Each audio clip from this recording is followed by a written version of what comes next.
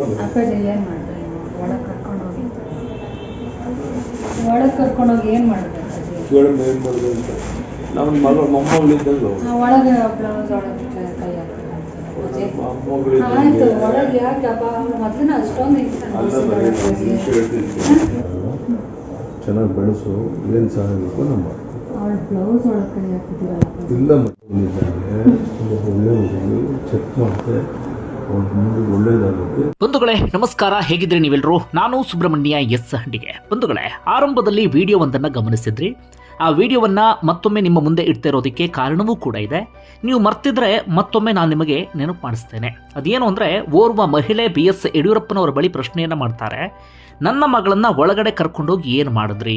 ನೀವು ನನ್ನ ಮಗಳ ಬ್ಲೌಸ್ ಒಳಗಡೆ ಕೈ ಹಾಕಿದ್ದು ಯಾಕೆ? ಈಗಾಗಲೇ ಆಕೆ ಸಾಕಷ್ಟು ಹಿಂಸೆಯನ್ನು ಅನುಭವಿಸಿದ್ದಾಳೆ. ಈ ರೀತಿ ಮಾಡಿದ್ದು ಸರಿನಾ ಎನ್ನುವ ರೀತಿಯಲ್ಲಿ ಆ ಮಹಿಳೆ ಪ್ರಶ್ನೆಯನ್ನು ಮಾಡ್ತಾರೆ.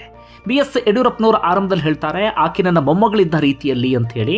ಅದಾದ ಬಳಿಕ ಆ ಮಹಿಳೆಗೆ ಸಮಾಧಾನ ಪಡಿಸುವ ರೀತಿಯಲ್ಲಿ, ನಾನು ಚೆಕ್ ಮಾಡಿದೆ, ಚೆನ್ನಾಗಿ ನಿನ್ನ ಮಗಳನ್ನು ಬೆಳೆಸಿದ್ದೀಯಾ ಎನ್ನುವ ರೀತಿಯಲ್ಲಿ BS ಯಡಿಯೂರಪ್ಪನವರು ಹೇಳ್ತಾರೆ. ಈ ವಿಡಿಯೋ ಒಂದು ಟೈಮ್ನಲ್ಲಿ ವಿಪರೀತ ವೈರಲ್ ಆದಂಥ ವಿಡಿಯೋ. ಸದ್ಯ ಅದೇ ಪ್ರಕರಣಕ್ಕೆ ಸಂಬಂಧಪಟ್ಟ ಹಾಗೆ ಒಂದಷ್ಟು ಬೆಳವಣಿಗೆ ಆಗಿದೆ. ಬಂಧುಗಳೇ, ನಿಮ್ಮೆಲ್ಲರಿಗೂ ಕೂಡ ಬಹಳ ಚೆನ್ನಾಗಿ ನೆನಪಿರುತ್ತೆ, BS ಯಡಿಯೂರಪ್ಪನವರ ವಿರುದ್ಧ ಪೋಕ್ಸೋ ಪ್ರಕರಣ ದಾಖಲಾಗಿದೆ. ಹೆಚ್ಚು ಕಡಿಮೆ 1.5 ವರ್ಷದಿಂದ ಈ ಪ್ರಕರಣ ಕೋರ್ಟ್ನಲ್ಲಿ ಇದೆ. ನಾನಾ ರೀತಿಯಾದಂಥ ಡೆವಲಪ್ಮೆಂಟ್ ಎಲ್ಲವೂ ಕೂಡ ಆಗ್ತಾ ಇದೆ. BS ಯಡಿಯೂರಪ್ಪನವರು ಈ ಪ್ರಕರಣಕ್ಕೆ ಸಂಬಂಧಪಟ್ಟ ಹಾಗೆ ಟ್ರಯಲ್ನಿಂದ ತಪ್ಪಿಸಿಕೊಳ್ಳೋದಿಕ್ಕೆ ಪ್ರಯತ್ನವನ್ನ ಪಟ್ಟಿದ್ರು. ಹೀಗಾಗಿ ಹೈಕೋರ್ಟ್ ಮೊರೆ ಹೋಗಿದ್ರು. ಆದರೆ ಇವತ್ತು ಹೈಕೋರ್ಟ್ ಮಹತ್ವದ ಆದೇಶವನ್ನ ಹೊರಡಿಸಿದೆ. BS ಯಡಿಯೂರಪ್ಪನವರಿಗೆ ಟ್ರಯಲ್ನಿಂದ ತಪ್ಪಿಸಿಕೊಳ್ಳೋದಿಕ್ಕೆ ಸಾಧ್ಯ ಆಗಿಲ್ಲ. ಹೀಗಾಗಿ ಈ ಪ್ರಕರಣಕ್ಕೆ ಸಂಬಂಧಪಟ್ಟ ಹಾಗೆ ಮುಂದೆ ವಿಚಾರಣೆಯನ್ನ ಎದುರಿಸಲೇಬೇಕಾಗಿದೆ. ಹಾಗಾದ್ರೆ ಇವತ್ತು ಕೋರ್ಟ್ನಲ್ಲಿ ಆಗಿದ್ದೇನು, ಈ ಪ್ರಕರಣ ಏನು, ಒಂದಷ್ಟು ವಿವರವನ್ನ ಗಮನಿಸ್ತಾ ಹೋಗೋಣ. ಬಂಧುಗಳೇ, ಈ ಪ್ರಕರಣಕ್ಕೆ ಸಂಬಂಧಪಟ್ಟ ಹಾಗೆ ಕೆಳ ಹಂತದ ನ್ಯಾಯಾಲಯ ಸಮನ್ಸ್ ಅನ್ನ ಜಾರಿ ಮಾಡಿತ್ತು. ಯಾವ ಆಧಾರದ ಮೇಲೆ ಅಂದ್ರೆ, ಈ ಪ್ರಕರಣವನ್ನ CIDಗೆ ವರ್ಗಾಯಿಸಲಾಗಿತ್ತು. CID ಅಧಿಕಾರಿಗಳು ವಿಚಾರಣೆ ನಡೆಸಿದ್ರು. ಅಂತಿಮವಾಗಿ ಅಂದ್ರೆ BS ಯಡಿಯೂರಪ್ಪನವರ ವಿಚಾರಣೆಯನ್ನು ಕೂಡ ಅವರು ಮಾಡಿದ್ರು, ಹಾಗೆ ಸಂಬಂಧಪಟ್ಟವರ ವಿಚಾರಣೆಯನ್ನು ಕೂಡ ಮಾಡಿದ್ರು. ಅಂತಿಮವಾಗಿ ಬರೋಬ್ಬರಿ 750 ಪುಟಗಳ ಚಾರ್ಜ್ ಶೀಟ್ ಅನ್ನ ಸಲ್ಲಿಕೆ ಮಾಡಿದ್ರು. ಆ ಚಾರ್ಜ್ ಶೀಟ್ ನ ಆಧಾರದ ಮೇಲೆ ಕೆಳ ಹಂತದ ನ್ಯಾಯಾಲಯ ಅಥವಾ ವಿಚಾರಣಾ ನ್ಯಾಯಾಲಯ ಕಾಗ್ನಿಜೆನ್ಸ್ ಅಂದ್ರೆ ವಿಚಾರಣೆಗೆ ಪರಿಗಣಿಸಿ ಈ ಪ್ರಕರಣಕ್ಕೆ ಸಂಬಂಧಪಟ್ಟ ಹಾಗೆ BS ಯಡಿಯೂರಪ್ಪನವರಿಗೆ ಫೆಬ್ರವರಿ 28ನೇ ತಾರೀಕಿಗೆ ಸಮನ್ಸ್ ಅನ್ನ ಜಾರಿ ಮಾಡಿತ್ತು. ಆದರೆ ಅದನ್ನ ಪ್ರಶ್ನಿಸಿ BS ಯಡಿಯೂರಪ್ಪನವರು ಹೈಕೋರ್ಟ್ ಮೊರೆ ಹೋಗಿದ್ರು. ಅವರಿಗೆ ಹೈಕೋರ್ಟ್ನಲ್ಲಿ ಒಂದು ಹೋರಾಟ ಮಾಡುವಂತ ಅವಕಾಶ ಇತ್ತು. ಆ ಅವಕಾಶವನ್ನ BS ಯಡಿಯೂರಪ್ಪನವರು ಬಳಸ್ಕೊಂಡಿದ್ರು. BS ಯಡಿಯೂರಪ್ಪನವರ ಪರವಾಗಿ CV ನಾಗೇಶ್ ವಾದವನ್ನ ಮಾಡಿದ್ರು.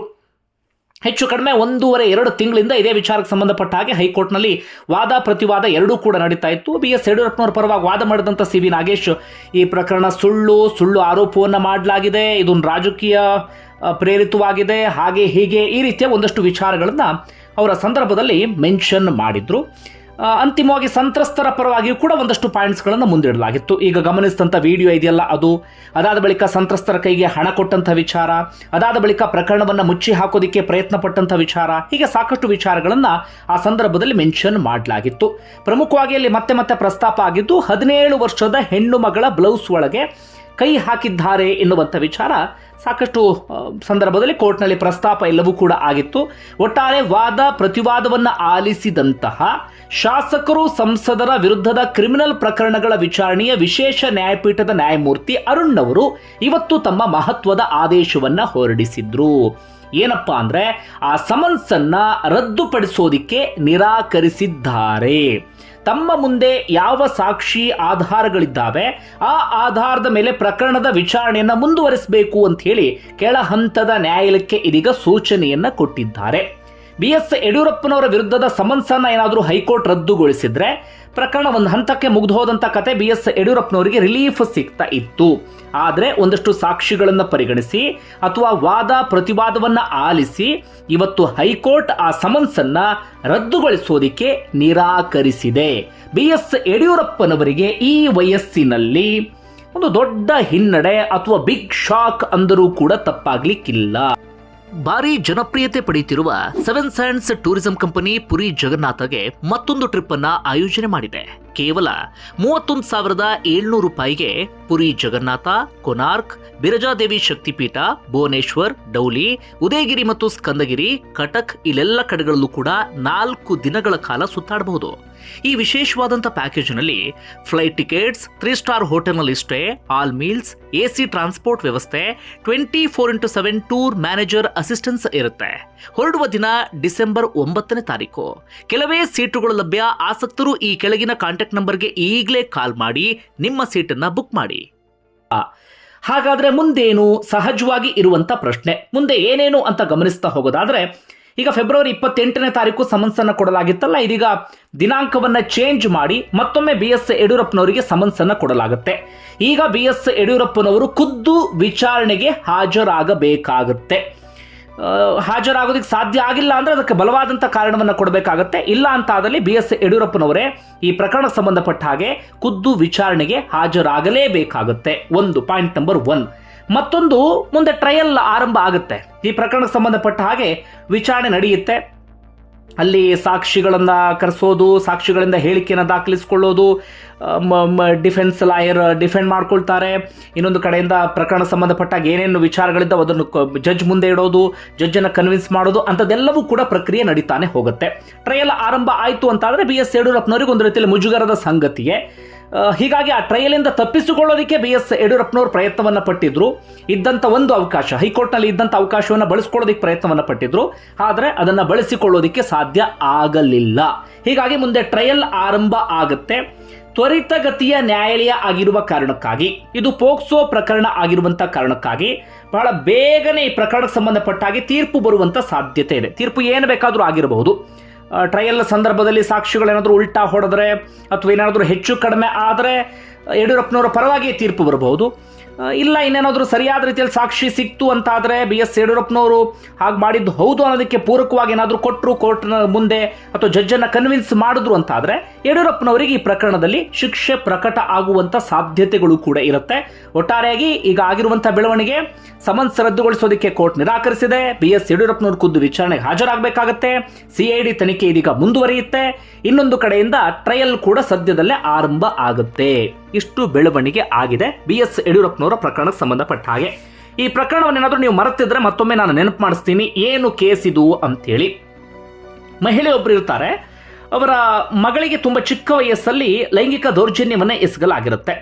ಅದಕ್ಕೆ ಸಂಬಂಧಪಟ್ಟ ಹಾಗೆ ಮಹಿಳೆ ತಮ್ಮ ಕೆಲಸ ಎಲ್ಲವನ್ನು ಕೂಡ ಬಿಟ್ಕೊಂಡು ಹೋರಾಟವನ್ನು ಆರಂಭಿಸ್ತಾರೆ. ತುಂಬ ಜನರನ್ನು ಭೇಟಿಯಾಗಿರ್ತಾರೆ. ಆ ಮಹಿಳೆ ಹೇಳುವಂತಹ ಪ್ರಕಾರ, ನಾವು ಯಾರನ್ನ ಭೇಟಿಯಾಗೋದಕ್ಕೆ ಹೋಗಿದ್ವಿ ಅಲ್ಲೆಲ್ಲ ಕಡೆಗಳಲ್ಲೂ ಕೂಡ ನಮಗೆ ಮೋಸ ಆಗಿದೆ ಅಥವಾ ಅನ್ಯಾಯ ಆಗಿದೆ ಅಂತ ಹೇಳಿ. ಅದಾದ ಬಳಿಕ ಯಾರೊಬ್ಬರು ಹೇಳಿದ್ರಂತೆ BS ಯಡಿಯೂರಪ್ಪನವರ ಬಳಿ ಹೋಗಿ ಅಂತ ಹೇಳಿ ಅವರು ಹೋಗೋದಕ್ಕೂ ಕೂಡ ಅವಕಾಶವನ್ನು ಮಾಡಿಕೊಟ್ರಂತೆ. ಅದೇ ಪ್ರಕಾರವಾಗಿ ಆ ಮಹಿಳೆ ಮಗಳನ್ನು ಕರ್ಕೊಂಡು 2024 ಫೆಬ್ರವರಿ ತಿಂಗಳಲ್ಲಿ BS ಯಡಿಯೂರಪ್ಪನವರ ನಿವಾಸಕ್ಕೆ ಹೋಗಿರ್ತಾರೆ. ಅಲ್ಲಿ ನಿವಾಸಕ್ಕೆ ಹೋದಂಥ ಸಂದರ್ಭದಲ್ಲಿ BS ಯಡಿಯೂರಪ್ಪನವರು ಮಗಳ ಬ್ಲೌಸ್ ಒಳಗೆ ಕೈ ಹಾಕಿದ್ರು, ದೌರ್ಜನ್ಯವನ್ನು ಎಸಗಿದ್ರು ಅನ್ನೋದು ಆ ಮಹಿಳೆಯ ಆರೋಪ. ಅದಕ್ಕೆ ಪೂರಕವಾಗಿ ಒಂದು ವಿಡಿಯೋ ಕೂಡ ಇತ್ತು. ಆ ವಿಡಿಯೋಗೆ ಆ ಮಹಿಳೆ ಕೊಡ್ತಿರುವಂಥ ಸಮರ್ಥನೆ ಅಂದರೆ, ಮೊದಲು ವಿಡಿಯೋ ಮಾಡ್ಕೊಳ್ಬೇಕು ಅನ್ನುವಂಥ ಇಂಟೆನ್ಷನ್ ಇರಲಿಲ್ಲ. ಆದರೆ ಮಗಳು ಹೊರಗಡೆ ಬರ್ತಾ ಇದ್ದ ಹಾಗೆ BS ಯಡಿಯೂರಪ್ಪನವರು ಒಂದು ಪ್ರತ್ಯೇಕವಾಗಿ ಕೋಣೆ ಕರ್ಕೊಂಡು ಹೋಗಿದ್ರು. ಆ ಕೋಣೆಯಿಂದ ಹೊರಗಡೆ ಬರ್ತಾ ಇದ್ದ ಹಾಗೆ ಮಗಳು ನನ್ನ ಹತ್ರ ನನಗೆ ಅಂದರೆ ಸರಿಯಾದ ಅಂದರೆ ಬೇರೆ ರೀತಿಯಲ್ಲಿ ಫೀಲ್ ಆಯಿತು ಅಥವಾ ನನಗೆ ಹೀಗೇಗೋ ಆಯಿತು ಎನ್ನುವ ರೀತಿಯಲ್ಲಿ ನನ್ನ ಮಗಳು ಹೇಳಿದ್ರು. ಹೀಗಾಗಿ ಮುಂದೊಂದಿನ ಸಾಕ್ಷಿ ಬೇಕಾಗುತ್ತೆ, ನಮಗೆಲ್ಲ ಕಡೆಗಳಲ್ಲೂ ಕೂಡ ಅನ್ಯಾಯ ಆಗಿದೆ ಎನ್ನುವ ಕಾರಣಕ್ಕಾಗಿ ನಾನು ವಿಡಿಯೋ ರೆಕಾರ್ಡನ್ನು ಆನ್ ಮಾಡಿಕೊಂಡೆ. ಅದಾದ ಬಳಿಕ BS ಯಡಿಯೂರಪ್ಪನವ್ರ ಜೊತೆ ಮಾತಾಡೋಕೆ ಶುರು ಮಾಡಿಕೊಂಡೆ ಅನ್ನೋದು ಆ ಮಹಿಳೆಯ ವಾದ. ಅದಾದ ಬಳಿಕ ಆ ಮಹಿಳೆ ಹೇಳ್ತಿರೋದು, ಅಲ್ಲೂ ಕೂಡ ಪ್ರಕರಣವನ್ನು ಮುಚ್ಚಿ ಹಾಕೋದಕ್ಕೆ ಪ್ರಯತ್ನವನ್ನು ಪಟ್ಟರು, ಸಾಕ್ಷಿ ನಾಶ ಮಾಡೋದಕ್ಕೆ ಪ್ರಯತ್ನವನ್ನು ಪಟ್ಟರು, ಫೋನ್ ಕಿತ್ಕೊಂಡು ವಿಡಿಯೋ ಡಿಲೀಟ್ ಮಾಡೋದಕ್ಕೆ ಪ್ರಯತ್ನವನ್ನು ಪಟ್ಟರು, ಒಂದಷ್ಟು ಹಣವನ್ನು ನಮಗೆ ಕೈಗಿಡುವಂಥ ಪ್ರಯತ್ನವನ್ನು ಪಟ್ಟರು. ಈ ರೀತಿಯಾಗಿ ಮಹಿಳೆ ಎಲ್ಲವೂ ಕೂಡ ಆರೋಪವನ್ನು ಮಾಡಿದ್ರು.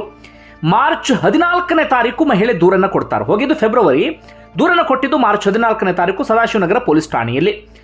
ಅದಕ್ಕೆ ಆ ಮಹಿಳೆ ಹೇಳುವಂಥ ಸಮರ್ಥನೆ ಏನಪ್ಪ ಅಂದರೆ, ಅದರ ನಡುವೆ ನಾನು ದೂರು ಕೊಡೋದಕ್ಕೆ ನಾನಾ ರೀತಿಯಲ್ಲಿ ಪ್ರಯತ್ನವನ್ನು ಪಟ್ಟೆ, ಆದರೆ ಯಡಿಯೂರಪ್ಪನವರು ಪ್ರಭಾವಿ ಎನ್ನುವ ಕಾರಣಕ್ಕಾಗಿ ಎಲ್ಲೂ ಕೂಡ ದೂರು ಸ್ವೀಕರಿಸಲಿಲ್ಲ.